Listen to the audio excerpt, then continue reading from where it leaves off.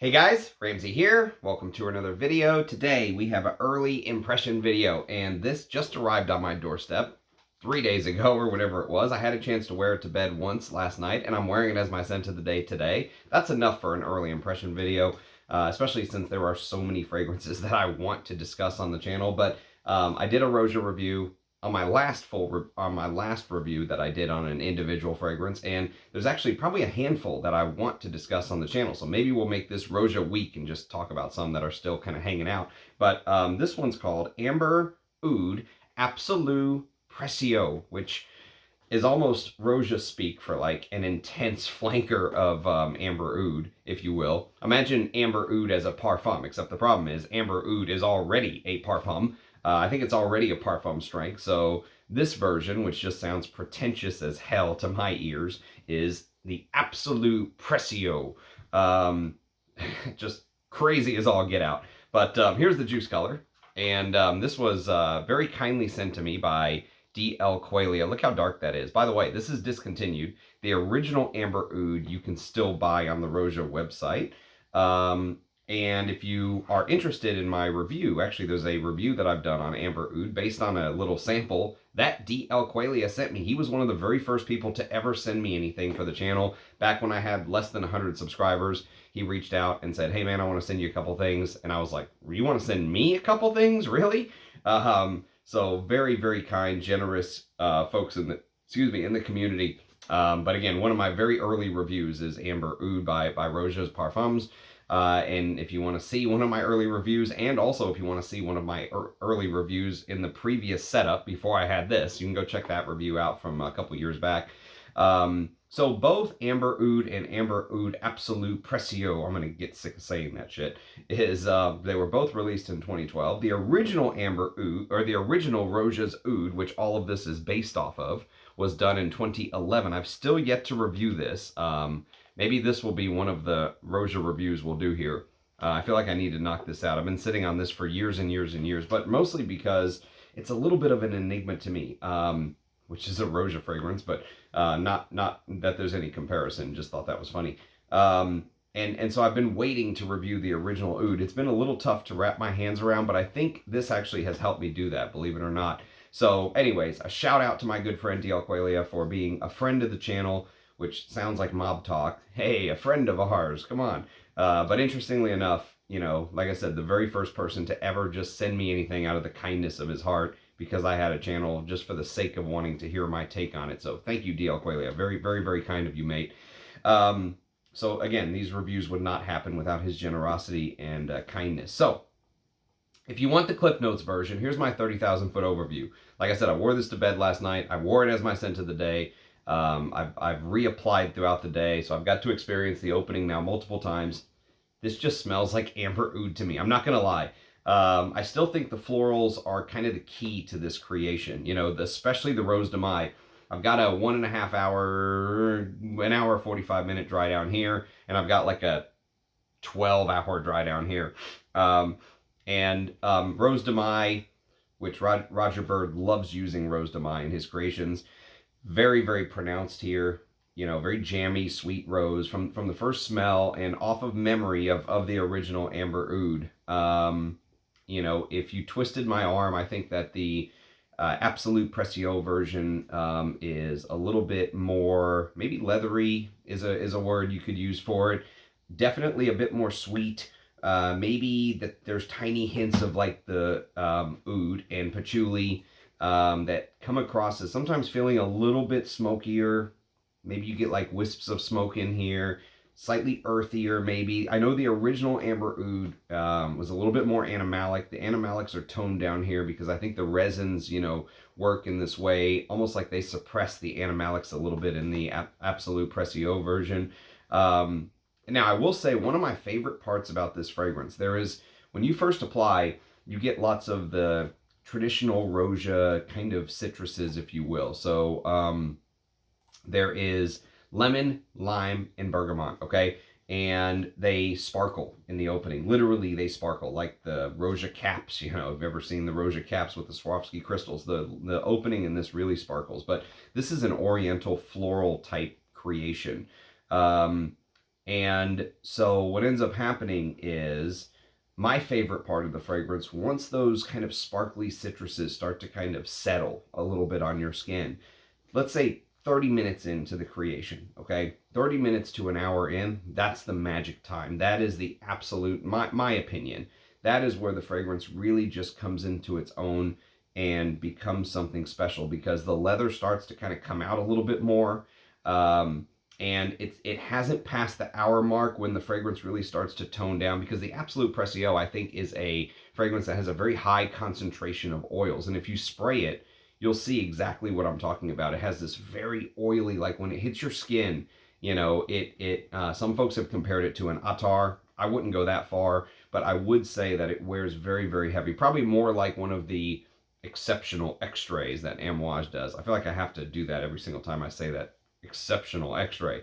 Um, and so once you go past an hour, the strength of the fragrance really starts to sit closer and closer to the skin. Even though this lasts forever, I mean, it feels like it lasts 10 plus hours on my skin. It gets very, very soft after the first hour. That's why I say the 30-minute to the hour mark where it's still strong enough to kind of capture that kind of power of the opening. It's not as soft as Musk Oud, which is the softest of the 3 or 4 that I've talked about now on the channel. And so, like I said, I haven't reviewed the original Oud yet, but I will try and get around to reviewing that very soon. I think what they did in Amber Oud, both Amber Oud and Amber Oud Absolute Precieux, is they took that Oud line sort of DNA, the blueprint, and they tweaked it here and there and added little bits here and there. So for Amber Oud Precieux, it feels oilier, thicker, heavier than the original. You know, it's like a more concentrated version, if you will. And you have to remember the context. For me, I love trying to put everything into context and trying to see the big picture because when this was released in the year 2012, anyone who was anyone had an Oud fragrance, okay? Oud was like the thing, right? Tom Ford's Oud Word was released in 2007, but it really started to catch fire around 2010 to 2012. This was like the heart and soul of the Oud craze, right? And so if you really twisted my arm, I would say all these Roja Ouds are basically a take on a rose oud. Okay, they are rose ouds at their heart. Even though it's called amber oud or musk oud, they're rose ouds at their heart. Even oud, the original, is a rose oud. That's what it is, in my opinion. Now, one thing that I have not been able to make my mind up about yet, and as a reviewer, I think it's very important to kind of put your hand up and say, I don't know this. You know, a lot of reviewers, I think, try to stand up here and pretend to be experts in something. This is just a hobby for me. I'm not a perfumer. I'm not an expert. I love perfume, and I spend a lot of time, a lot of my free time doing stuff like this with you guys, for you guys. But I'm not an expert. So here, I'm going to raise my hand and say, honestly, when he says Amber Oud, as I've worn this, and also the original Amber Oud, the question came to me again here, which is good because that means my thought is the same as when I did my original review, which is when he says amber oud, is it amber or is it ambergris? You know, and I still haven't made my mind up on that yet. You know, in musk oud, I know they tried to amplify this muskiness, but I think that was the worst in the line. I think they did a terrible job, kind of with the amped up of the muskiness in musk oud. And I think that's the one that's discontinued, by the way, of the bunch. All the rest of them you can still buy. Musk Oud and the Absolute Precieux are discontinued. So if you're buying this and you're looking primarily for an amber scent, right? Like if you're looking for, I don't know, Tom Ford's Amber Absolute, or if you're looking for something like this, you know, if you're looking for Ambre Sultan by Serge Lutens, I think you're going to be very, very disappointed because this doesn't have the amber backbone, right? And so I've heard some folks try and say that Amber Oud and Amber Oud Absolute Precieux are two completely different scents. In my opinion, I think that's totally wrong. I think that's misleading. I think anyone who has smelled both of these would instantly pick up on the similarities. They are definitely working off of the same chassis, okay? I would say the Absolute Precieux smells like it's just a higher concentration of perfume oils. My 2 cents on this. I think you get less juice than the original Amber Oud. So I think the original Amber Oud Let me go to Roja's website. Let's just see real quick. Amber Oud from Roja. 50 mil is all. Well, can you only buy a 50 mil? 50 mils is $380. Is there 100 mil? There is. 100 mils of Amber Oud is $765. So, that is pain and suffering. Excuse me whilst I hydrate.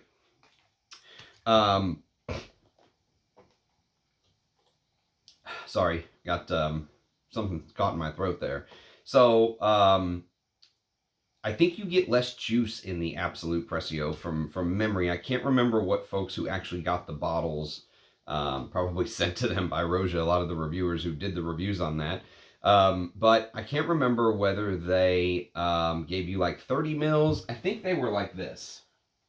I think the bottles that they sent looked something like this, which they don't do these bottles anymore. And I think this is a, what are you? Speak bottle. Give me your secret.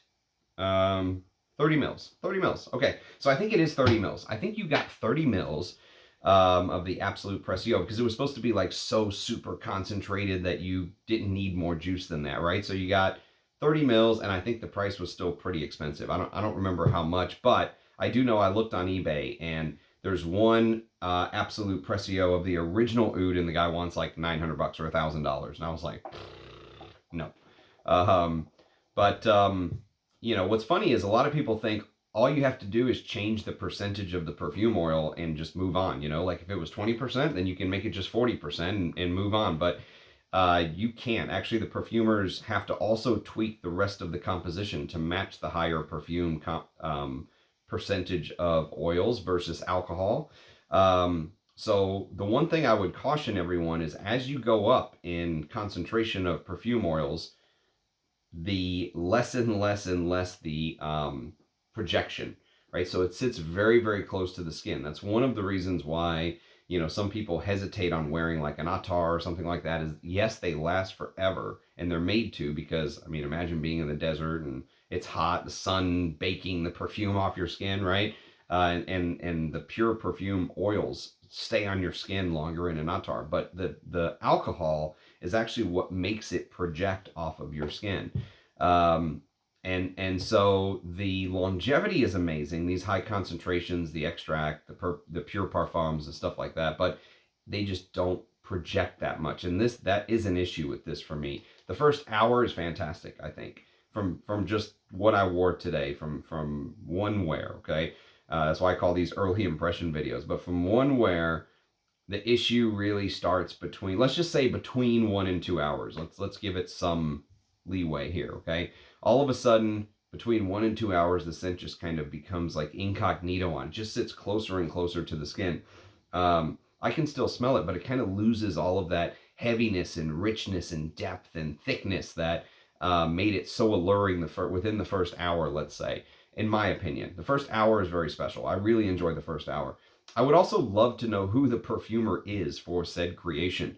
Some people say it's a Robertet perfumer. Others say, no, you guys are conspiracy theorists. It's actually Roja Dove, and he's one of the greatest perfumers of all time. Who knows? I would like to know if I would like the guy that wrote that Ghost Perfumer book on Creed one day to write a Roja Dove book. I think that would sell well, by the way. And this is coming from a Roja fan. I just pulled a Roja off the shelf. There's a bunch of Rojas right here. Diaghilev, Danger, Fetiche, Oligarch, all this stuff. And so I'm a fan. I think Diaghilev is an absolute bloody masterpiece, but the truth has a way of getting out over time. So I would love to know who the perfumers are, to be honest with you. But let's go back to the perfume. As usual with most Rojas, this is a very classical construction, okay? Lots of lively citrus notes kind of dance in the top, and they're followed by this very prominent floral heart. And as in the original Oud, Amber Oud, sort of feels like Rose de Mai dominates, okay? By far the most prominent floral is that Rose de Mai. It comes across as a Rose Oud combination. Heavy use of Rose de Mai. and it really cements its place to me as a rose oud. First and foremost in my mind, the rose here is jammy and dark and thick and rich, and that jammy style of rose is usually followed by a lot of synthetics. If you watched my um, 50 ingredient list that Russian Adam sent me, Arise Ladore, the owner of Arise Ladore, Russian Adam sent me some actual fragrance oils, some Ottos, some rose Otto and stuff like that. And one thing that I noticed is none of them were jammy, none of them. And I did some first impressions on them. I smelled them and discussed them on the channel. And then when Russian Adam came on, I think it was the second or third interview, we went one by one and talked about each oil. And that was an awesome stream for those who are interested in learning about the details of each oil. He went into some pretty good detail, but none of them smelled jammy. I think that jamminess comes from different synthetic rose materials that are being used, in my opinion. But here it smells very jammy, very dark, slightly fruity, slightly sweet as well. The rose here is like a slightly sweetened rose. There's also jasmine from Grasse and ylang ylang. And it's done in this Middle Eastern style. That's the best way I can describe it. So imagine like a classical bouquet, rose de mai, jasmine, ylang, but executed in this oriental sort of Middle Eastern style with a lot of saffron. In fact, I might always say that of the big three notes, rose, the rose oud accord, let's just call that two notes, and saffron.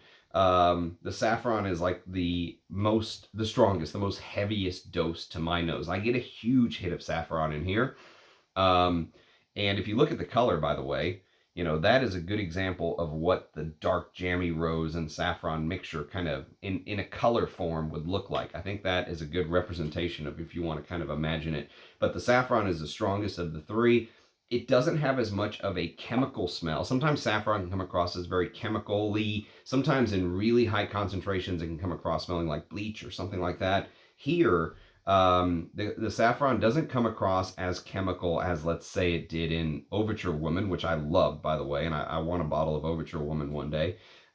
Here it comes across more like a honeyed saffron. So you can imagine the sweetened rose, the sweetened honey, the sweetened amber accord, whatever you want to call it. But imagine like honey with like crinkly hay, dry hay in the field you grab and it just kind of crinkles, feels like straw. Imagine like the golden color of straw and this honeyed feel in saffron. The chemical smell is kind of in the background, okay? So you get it maybe at the tail end of each sniff. But it's in the background, that chemical feel of the saffron. So if you can kind of wrap your head around what I'm trying to kind of dish out to you so far, you will probably understand the majority of the fragrance, 60 to 70%. But Roja, of course, it's all about the details with Roja. That's the reason people are willing to pay $740 or whatever I said. It's a reason they would pay $500 to $1,000, let's say. And it's the details. It's the blending, it's the details, it's the materials, all that stuff. So probably my favorite part of the creation is, the way that the very slight animalic hints kind of play a role here. So Roja is kind of a master at using animalic notes under the surface, soft. Now, I am known as a man who likes his animalic notes front and center, no fucking around. Just give me my animalic notes. And if you love extremely dirty animalic fragrances, maybe you would lean towards something just different altogether. You could try the original Amber Oud, but even that may not do it for you. But I think the original Amber Oud is a little bit more animalic. But here it's all under the surface. So, here you get that big amber, I'm going to say amber / ambergris accord, really makes itself known heavily around the 30-minute mark. Once those citruses in the top tend to kind of burn off, it comes across as slightly dirty, as if the amber has little flecks of oud in it, and the ambergris feels animalic. Ambergris is an animalic material. It comes from the sperm whale, right? So it is an animalic material, and it comes across as slightly dirty, as I've said. It highlights the other notes beautifully. That's something that ambergris does just naturally. And now Roja has done videos before. If you go to his YouTube channel, you will see videos of him claiming to use real ambergris. Now, he made some other claims, like he looked along the industry and he was the only one left using real ambergris. I don't know if that's true. I know a lot of houses that also claim to use real ambergris, but I've never once heard him claim to use real oud. Interestingly enough, he did a video where it was heavily implied. So he did a video where he is sitting in front of a table with these huge chunks of oud on them. Must have been worth an absolute fortune. He's talking about the real oud and stuff like that and all this stuff, talking about living amongst the Middle Eastern, living in the Middle East for 3 to 5 years and all this stuff. So even though it was heavily implied, I never once heard him ever say, and I've seen a bunch of his videos, that he uses real oud. If anyone has any of those clips, if you can find it, where he says, I use real oud, yes I do, here in this fragrance or that fragrance, please send it to me. I feel like a lot of it is implied, but I also need to make the disclaimer that if the brand says they use real oud, then believe them. They would not lie about that. Now, that brings us to the next point, which is the percentage of real oud used. So Les Indomptables just released a kind of a flanker of Vanille Havane called Vanille Havane Corps d'Oud. And there they released the percentage of oud. I think it was somewhere between 2 and 3%, if I'm not mistaken. But they released the actual percentage. I think that should be industry standard going forward. I know that is asking for a lot. I also know that'll never happen. But I would love to know what the percentage of real oud in these type of fragrances that go for big, big money, where you would, again, it's almost implied you're paying this kind of money for what? It's not for the oak moss, it's not for the bergamot, although bergamot can be expensive, but it's not for the ylang ylang, for the fig. You're paying big money because you're expecting this expensive, you're claiming this rare, expensive, oud, this rare, expensive wood, right? So I would love to see percentages on some of these fragrances.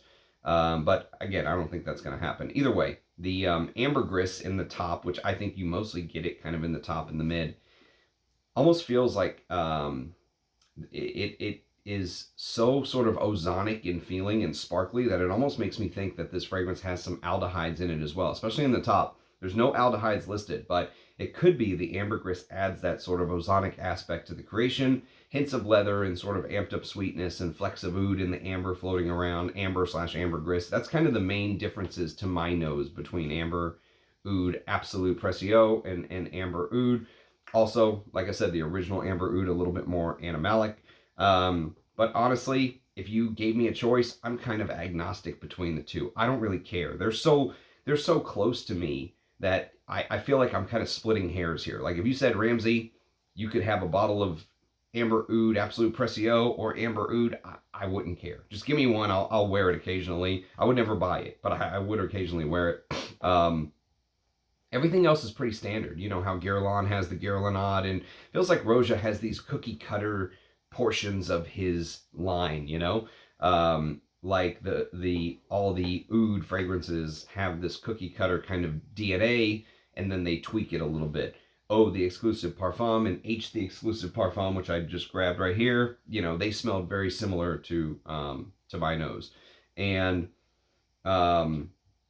if you take a look at the Haute Luxe versus Majestic Oud versus his Haute Perfumery, they have a very similar kind of chassis, and then they just riff off of it here and there. And so it almost feels like you get these little flankers here and there, these different flankers of his creations, if you will, because it feels like he has these almost cookie cutter kind of note listings, and they tweak a little bit here and there. Now, I think the notes you will pick up, I already discussed. There is this general, outside of the main notes you pick up is what I'm trying to say. So you're going to get saffron, the oud, all that stuff, right? There is this general fruitiness mixed in. Now, that fruitiness, Roja claims is fig, okay? No. Now, he claims that it's fig, and I talked about this in my Amber Oud review as well, but the brand lists fig as a note, but you will most likely, to my nose anyways, you just kind of get this general like fruitiness, okay? So maybe my nose isn't discernible enough to just pick out fig, but that's how I smell it. It just smells like this general fruitiness. And I mentioned it whenever I was talking about the rose itself. Sometimes the rose comes across as feeling a little fruity. Maybe there's some fruity notes in there, this overall fruitiness. But would I smell this and go, oh, wow, that fig accord is just beautiful? I mean, personally, I would not.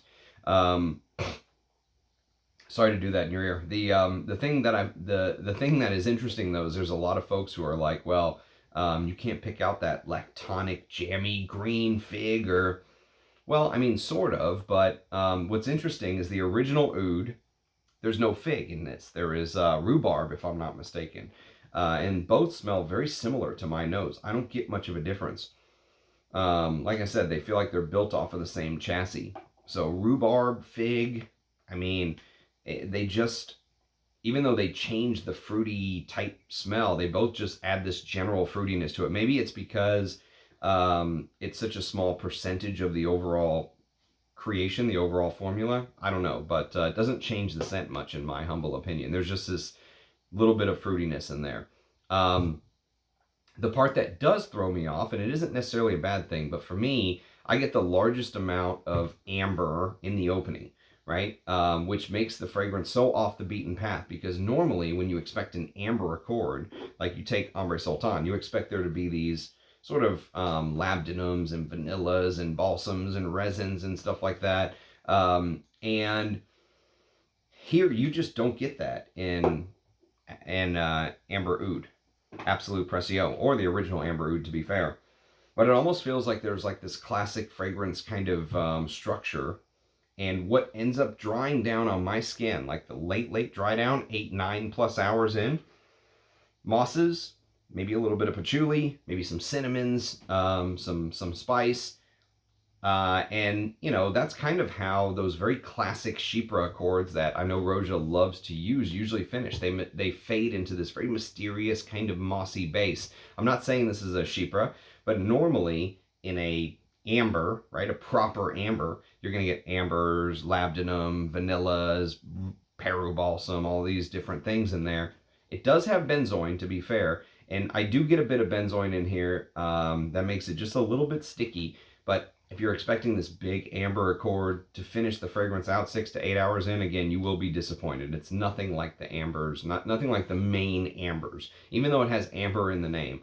And I almost want to say when Roja says amber, again, you almost have to make yourself think ambergris. That's really what I think he could be implying here because you really get this like sparkling, what I would say is amber mixed with ambergris.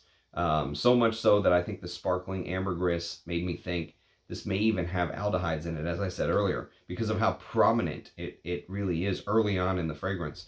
So when I reviewed the original Amber Oud, I said that it's Middle Eastern in style, but the oud accord is executed in this Western style, if that makes sense. And since this smells so much like the original, it's very appropriate to say something very similar here. You will not get this hardcore fermented blue cheese, animalic oud, whatever you want to call it. You're not going to get the Indian oud.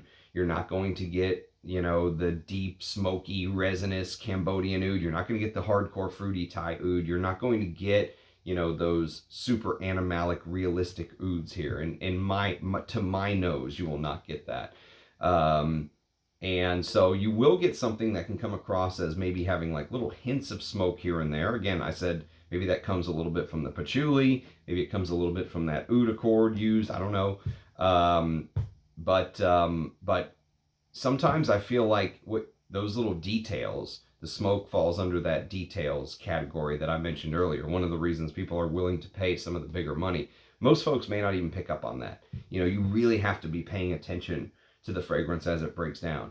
The Absolute Precieux version, because of I think the higher resins may come across as slightly more gum resiny, more gummy, if that makes sense, if that's even a word. But maybe the higher concentration of oil makes those gum resins feel, I don't know, maybe just like a little bit sweeter than the original. But all in all, I don't want to say if it was a pointless release, but it really doesn't seem like there's enough differentiation to warrant a flanker, to my nose, anyways. Now, I'm not doing a side-by-side comparison to Amber Oud. That video is 2 years ago. But maybe the brand thought there was not enough of a difference either because they discontinued the Absolute Precieux line for whatever reason. For me, for this type of fragrance, value for money is very, very low. In my way of thinking right now, with where I'm at in my journey. if I was going to spend this kind of money, I would go buy a new Jinx fragrance or a Riche Doré or Ensar or anyone, Rising Phoenix. I mean, any of these brands I've been discussing, these artisanal brands, that would be where my money would go if I was going to spend that kind of dough. Um, I would not spend $740 on this. Absolutely not. No way, no how. If you gave it to me, would I wear it? Yes. In fact, I wore this to work today, and around lunchtime, this guy comes up to me and he goes, "Did you respray that?" It's like, "No, I didn't." He was like, "You liar." I was like, "I swear to God, I did not. I swear to God, did not reapply this." So obviously he must have caught a whiff of it again, or maybe I moved, or God knows what. Um, but so maybe it's a little stronger even than I made it seem, because I made it seem like it sits very close to the skin. To my nose, it sits very close after a couple hours. There are a couple notes I didn't mention that are important to point out. Specifically, cinnamon in the base, which plays a role in the spiciness. You'll pick up the cinnamon occasionally. That's the details. The oak moss also plays a big role in the dry down. And the iris, which I think makes the whole traditional, boring rose oud kind of feel much more high class. It roges it up. It brings it up from just a generic rose oud that Diptyque would do or something like that to a Roja. The iris really roges it up. The oud feels very soft, very mainstream almost in a way. For a fragrance with the name oud in it for this kind of money, I would expect more. Now I've kind of gone more to the artisanal path, but I would like to personally experience more of the oud. Personally, my 2 cents. But I know the folks buying this and wearing it would appreciate it. If you like Western style ouds, if you can wear some of the ouds in the community, like Oud Wood or Versace Porum Oud Noir, those kind of ouds, you're not going to get anything. In my opinion, you're not going to get anything that's just outrageously special from this oud. I would like to see more, especially for the price, but you will get what I would call this rose oud luxury blob, and that term was coined by the Scented Devil. I have to give him the shout out there, but the iris makes it smell like that luxury blob, like that high end expression. It makes it smell exotic. It makes it smell expensive. It would definitely make someone who's never smelled all these different types of real oud stop in Bergdorf Goodman or wherever and drop $850 on this. It absolutely would. So to me, I would call this a perfumer's perfume. And what I mean by that is they took this style and they created something that probably hardcore frag heads in 2024 may not love, but back in 2012 when oud was all the craze, and before brands like Bortnikov or Riche Ladore kind of hit the scene, I could totally see this being, a huge deal. Oud was like a huge craze back then, and I think some of the artisanal brands really showed the public what real oud smells like, because a lot of these brands, even if they were using real oud, they were using 0.00001%. And, just putting oud in the name allowed them to jack the price up by 10 times or whatever it is. So for me, this is a step above musk oud. The biggest downside with this whole line personally for me, is that sometimes this gives me a headache. This whole oud DNA that Roja did, I think it has to do with the synthetics used, my opinion. They don't smell very natural to my nose. It smells very synthetic. And that's why I say I think it's a perfumer's perfume, because they created something that to a passerby who's never smelled oud, they would smell this and be like, wow, this is what oud must be. For me, in 2024, right now, in September of 2024, this would be something that I would smell. I could say, yes, I can intelligently talk about it, but I would never go for this type of perfume today. I appreciate it. I like it. I'll wear it, thanks to DL Qualia for sending it my way. You'll still get a couple more wears out of this.